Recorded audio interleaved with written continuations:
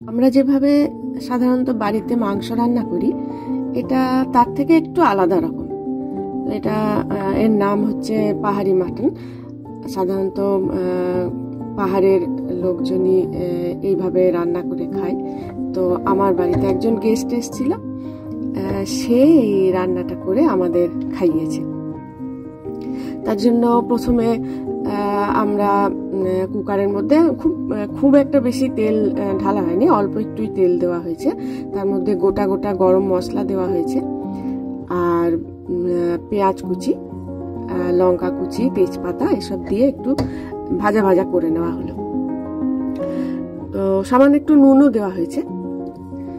তো এই আসলে পাহাড়ের ঠান্ডায় তো যে রান্নাটা করেছে সে তার বাড়ি দেরাদুনে। তো পাহাড়ি এলাকায় লোকে একটু মশলা, মানে ওই জায়গার মানুষেরা মশলা একটু বেশি খায়, বেশি ব্যবহার করে রান্নায়। ঠান্ডার দেশ তো স্বাভাবিকভাবে একটু মশলা একটু ব্যবহার বেশি করে।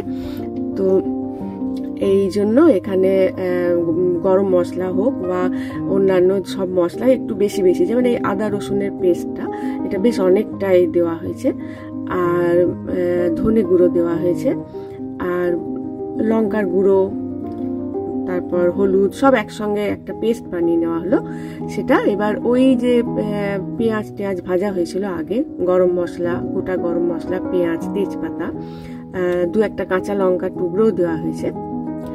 তো সেটার সঙ্গে মিশিয়ে বেশ ভালো করে কষিয়ে নেওয়া হলো।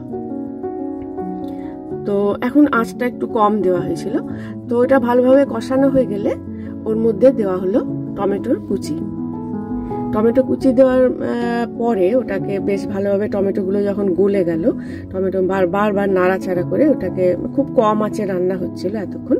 তো ওটাকে ভালো করে গলিয়ে নেওয়ার পরে আরও একটু কষিয়ে নেওয়া হলো। একটু ঢাকা দিয়ে এটা করা হচ্ছে যাতে ভালোভাবে গলে যায়, মানে জিনিসটা খুব ভালোভাবে যাতে মিশে যায়, এইভাবে রান্নাটা করা হচ্ছিল।